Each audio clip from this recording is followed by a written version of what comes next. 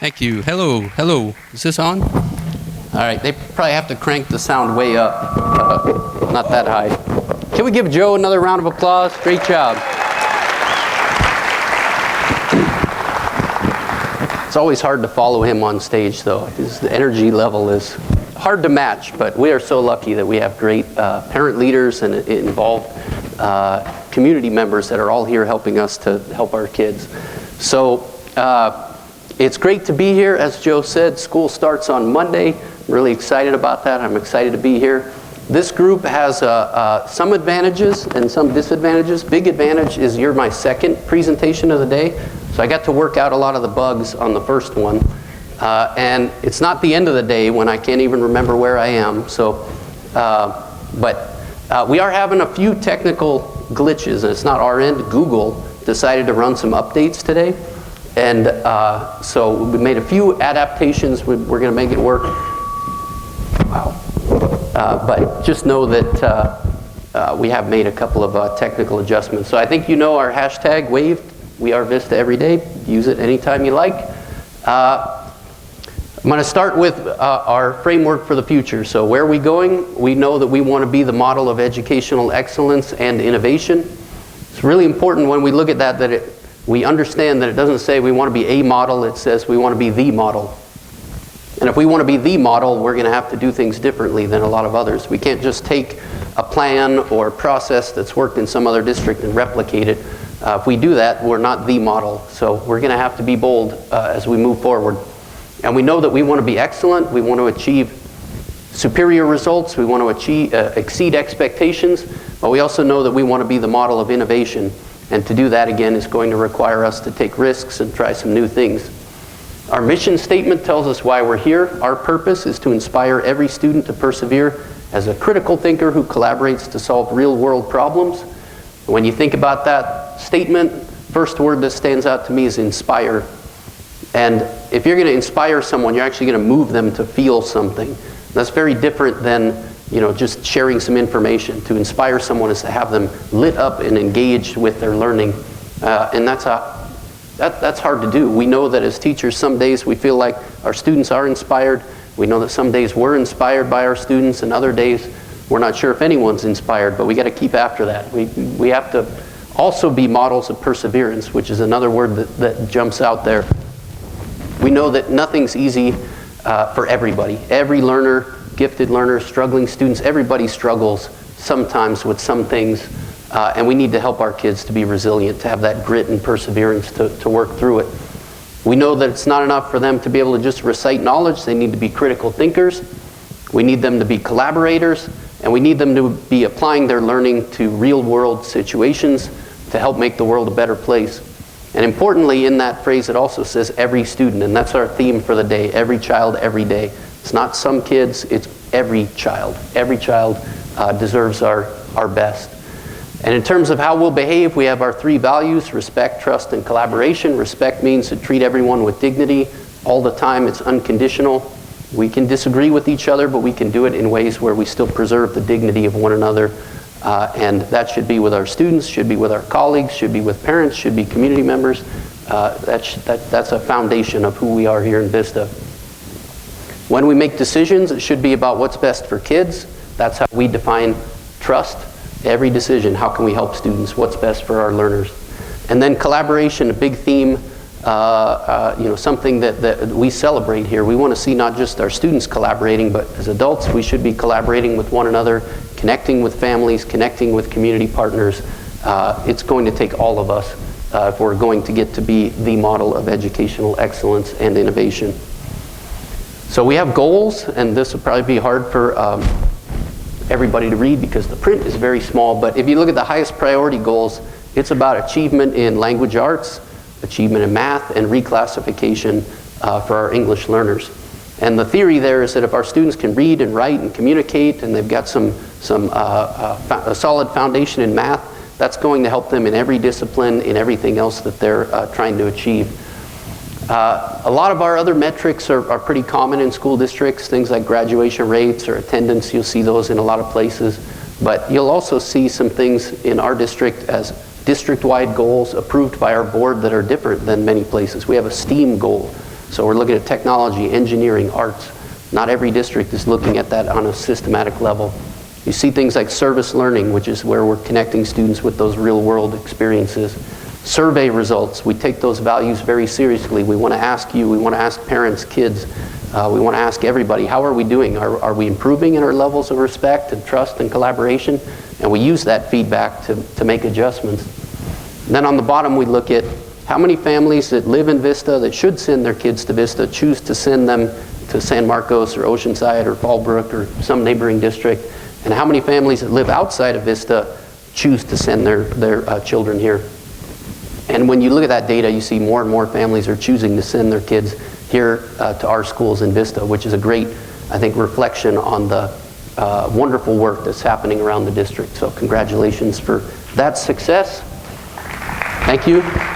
And like Joe said, you can applaud anytime you like. No, I'm kidding.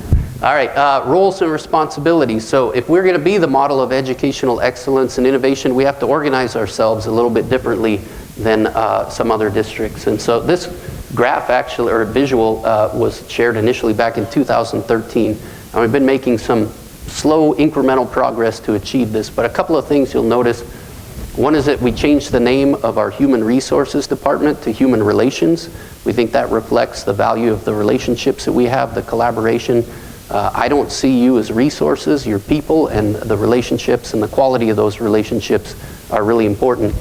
We've also changed the name of what probably used to be called Curriculum and Instruction. It's now Educational Excellence, aligns with our vision. And we also have a very small innovation department. And if we want to be the model of educational excellence and innovation, we need to organize ourselves to support that. Moving on, we also have a plan. We call our plan the Blueprint for Educational Excellence and Innovation. And this plan is a work in progress at any given point in time. We're getting a lot of feedback. We're looking at how things are going. But I'm really proud of the plan that we have. And one of the things that has been most inspiring for me is to see the level of engagement our students have had in giving us feedback to help inform our plan. And when we've done forums, when we go out to schools, it's incredible the feedback that we get from students that we then build into the plan, and we use that to help improve in what we're doing. So when you put it all together, we know where we're going. We want to be the model. We know why we're here. We've got our values, which tell us how we behave. We have some plans about who's going to do what. We have goals to make sure we're making progress, and then we have a plan. So all of this together creates what I call the framework for the future. But it's important to note that even with all of those things in place, as I said, we can't just look at some other district and do things exactly the same way they did. We won't be the model. We have to do things differently. So our journey is not this technical problem. Instead, it's adaptive. It's something we're going to have to do in a flexible manner. And the only way to succeed in terms of an adaptive change is to do it all together, reinforcing the need for that collaboration. All of us have to be a part of that process. And as we go, there's this concept of disequilibrium.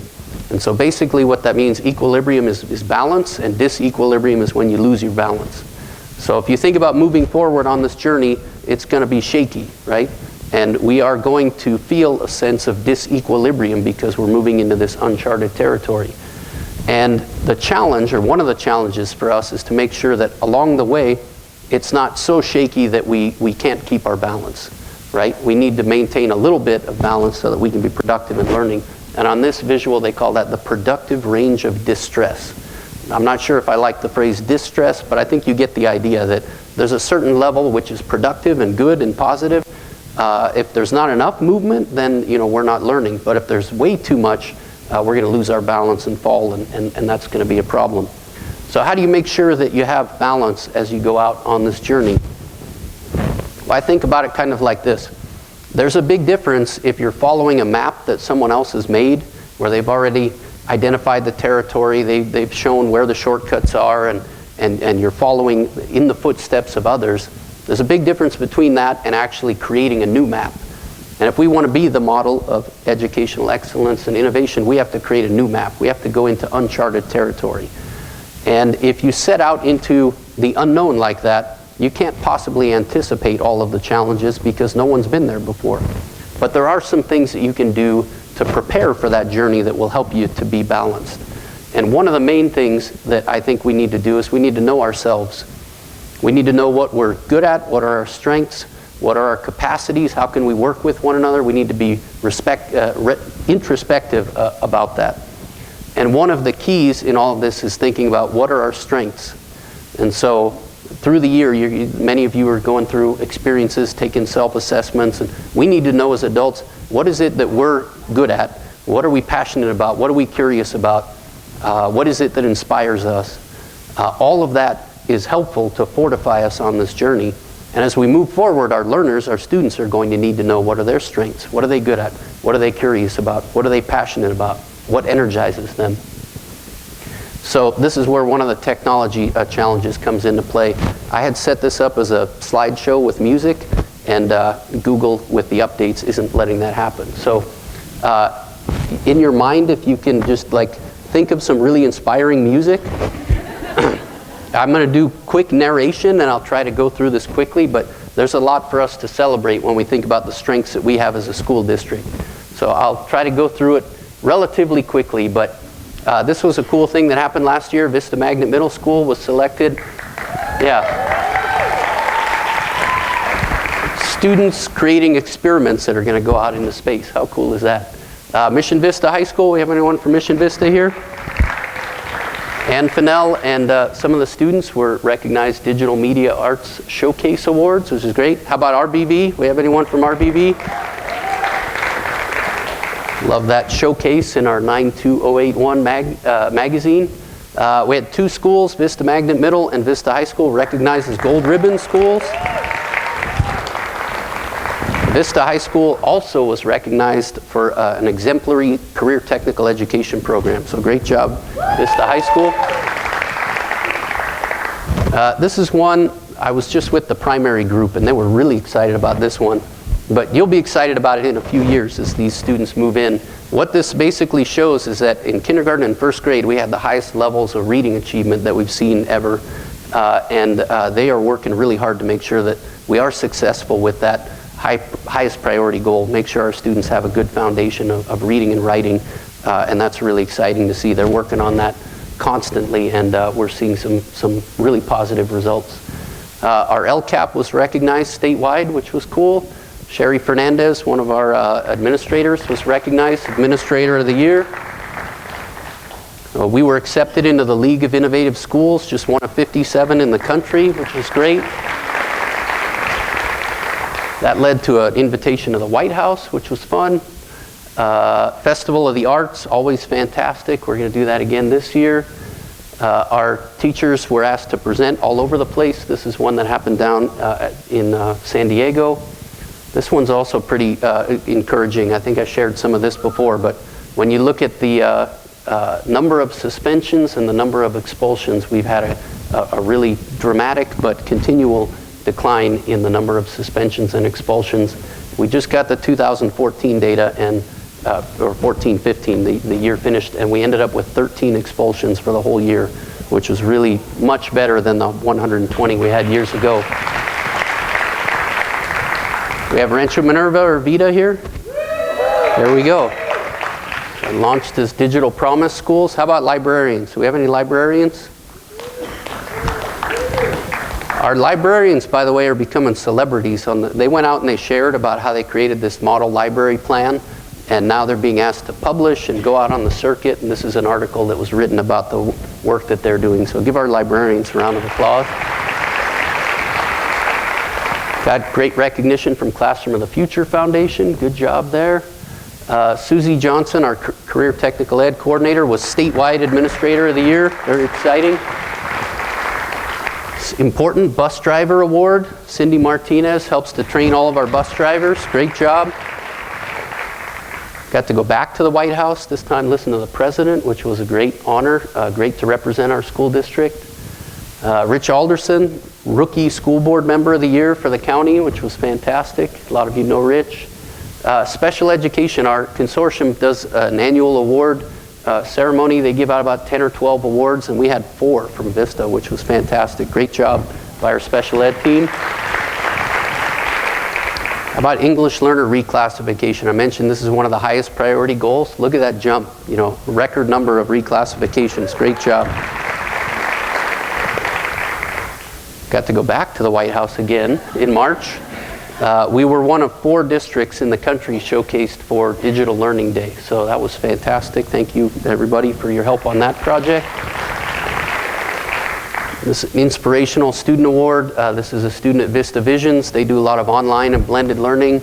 This student doesn't have internet access at home. She'd go to the library 4 or 5 hours a day to do her work. Graduated early, really great inspirational story.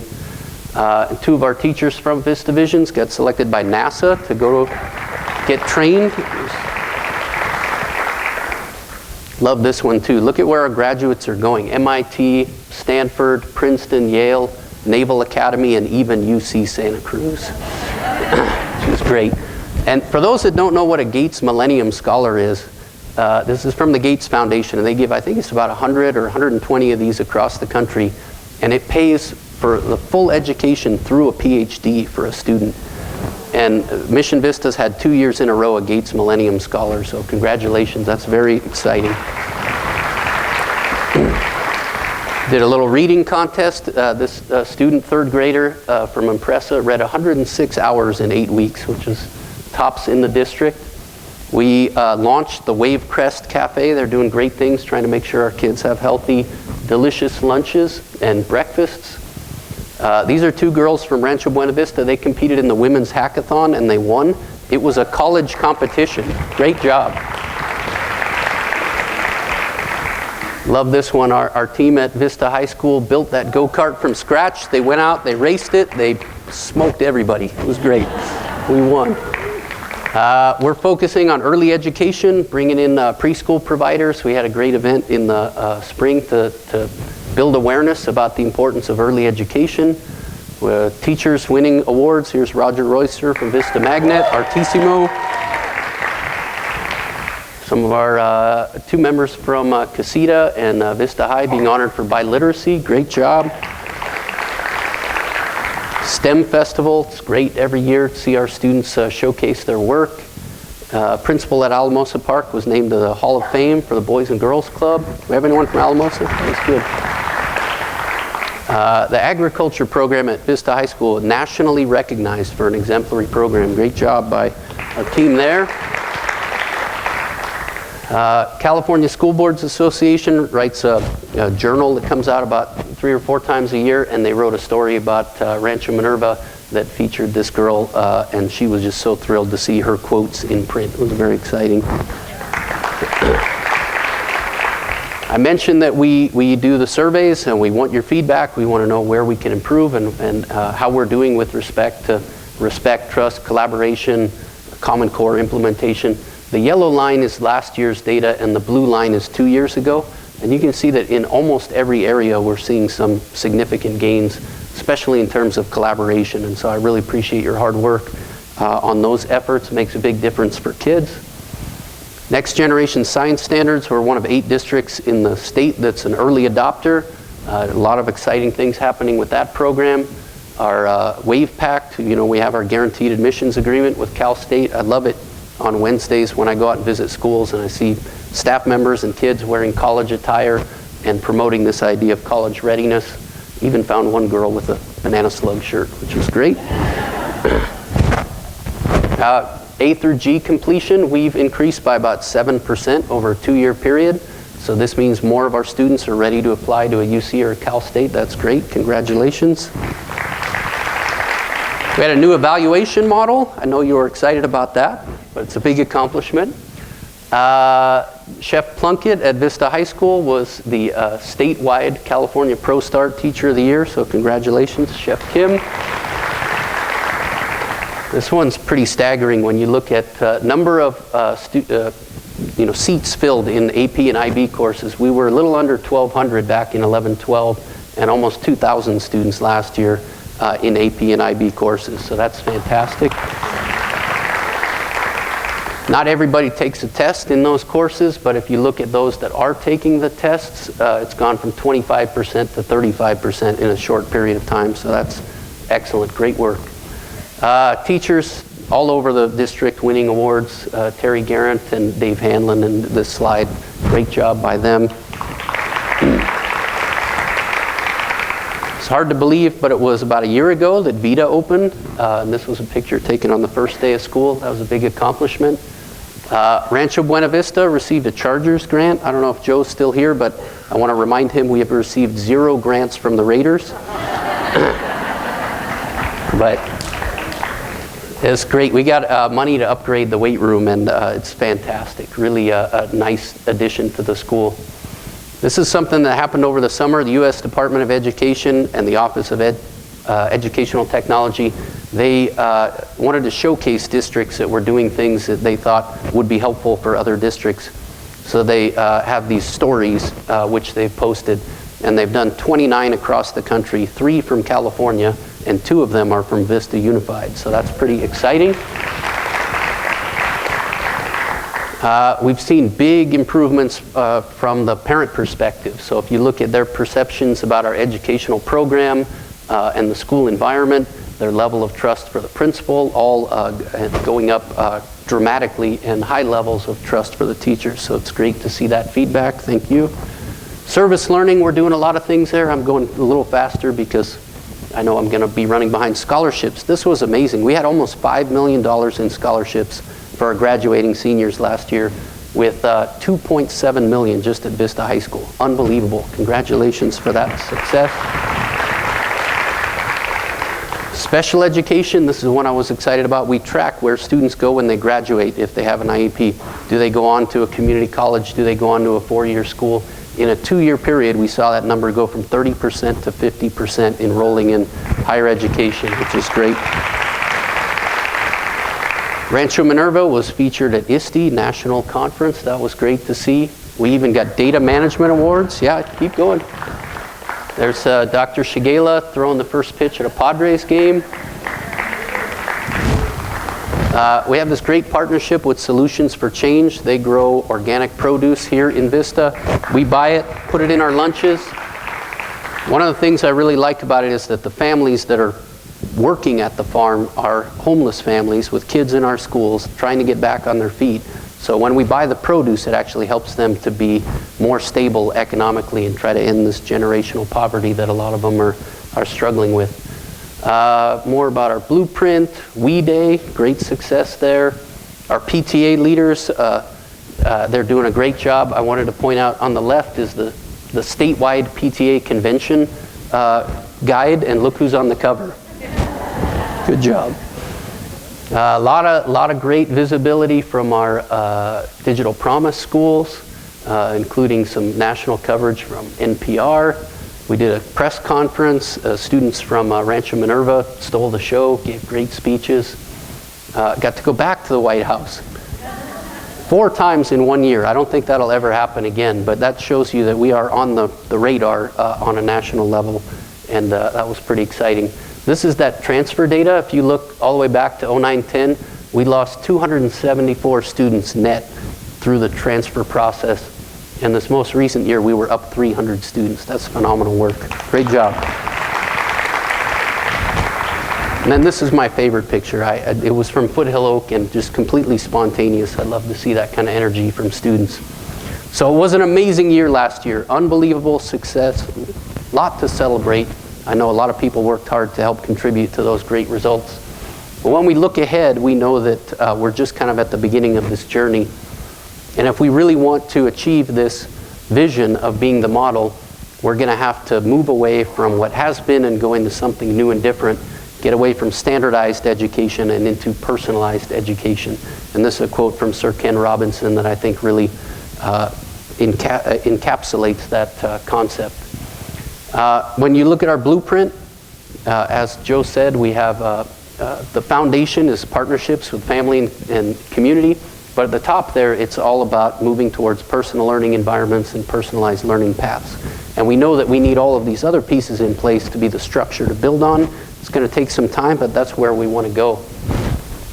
And this was a visual that was created by our personal learning focus group last year. It had students and parents, staff members, community members, a wide range, all giving input on it. And 2 things I want to point out is that When you look at the foundations of this personal learning pathway approach, down at the bottom you look at, well, what's the profile of the student? And a big part of that is, what are their strengths, what are their interests, what are their values, what are they curious about, what are they passionate about, how can we tap into that energy that they have? And when we get up to their personal learning path, you see again this idea of strengths-based focused. Let's build on what they're interested in as we move forward. Now, this is going to take some time for us to implement all of these different components. We have 5 challenge schools, including Vista High School, that are going to be taking on parts of this in the current year. We'll use that feedback to figure out how to move into the future. But these are the things we think will need to be in place if we really want to get to that idea of the learner driving their learning. And it's going to be a fun journey. When you think about personalized learning, this is just an analogy, but if you were a wellness coach for these 6 people, would you put them on the same plan? Right? Probably not. They just, by looking at these pictures, you can see they probably have different needs. They probably have different things they're interested in, different strengths. And so, as an analogy, you can see that what that leads to is one size does not fit all. Right? Everybody's unique, everybody's different. We all have different strengths, interests, and values. And so moving into this new territory, we want to give you lots of techniques, and you'll be trained all throughout the year on lots of different approaches. We want to give you lots of tools, because we don't know what we're going to encounter in the unknown, but we know that you need lots of techniques, lots of tools that you can apply in different situations to help us on that journey. We also know that we need to be mindful about what are the things we're going to start and what are the things we're going to stop. We can't just keep layering on top of what we're already doing. We have to be selective and think about, what are those habits, what are those routines, what are those things that we've always done that maybe we need to stop doing so that we can start doing something new. And we can be thinking about that at the individual level, team level, school level, district level, but we're going to have to make some decisions about what to stop doing.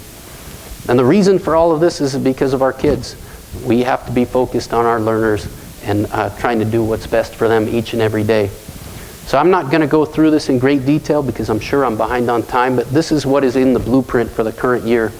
And some highlights in there: we're going to be adding more community liaisons. We're going to expand internships, sending students out into the community. Externships, sending teachers out into the community. Service learning expanding. We're going to be adding some grounds positions, some custodians. That's going to be good for our kids. We're going to start working with architects on what are the designs for classroom spaces in the future. What do we need to do to modernize our libraries? We've got security cameras installed at every school, should help with safety. More PD for our classified staff, and support for our IT team as well. When you look at social emotional support, we've added 10 counselors in the current year, including including 1 at every middle school, so that's going to be great. Another social worker, professional development on restorative practices, 3 more nurses, 3 more LVNs, and then lots of other things: professional development, interventions, early literacy support, AP, IB. We're going to continue on this path. A lot of things happening. And by the way, if you're a new hire, can you raise your hand or stand up so we can recognize you? Welcome.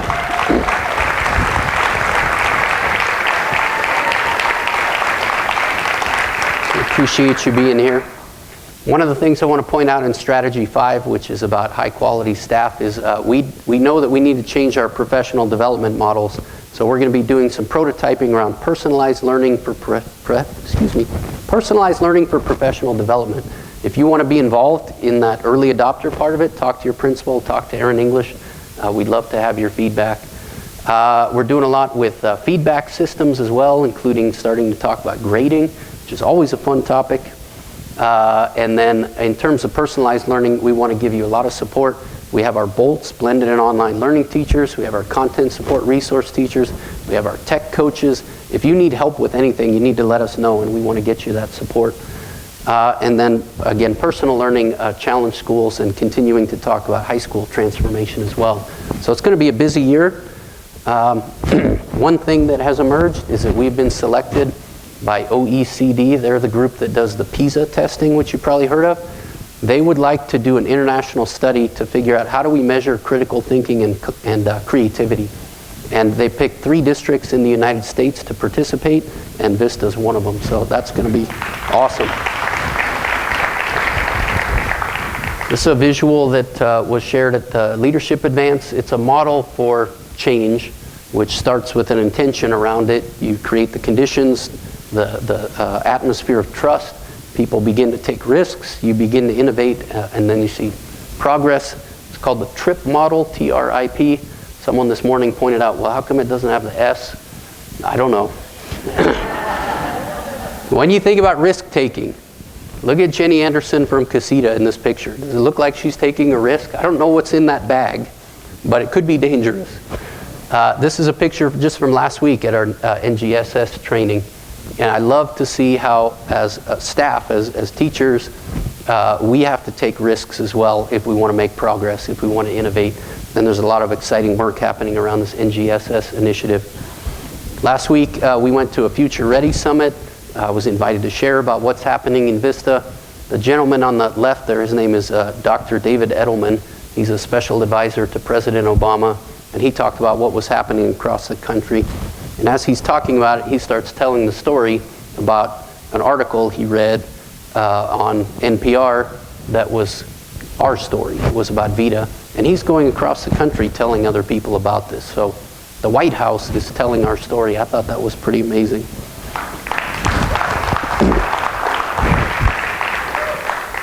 This is a great video from Rancho Minerva about what it means to be a future-ready school. I'm not going to show it because we're behind on time, but I'd encourage you to watch it. It's about 2 or 3 minutes.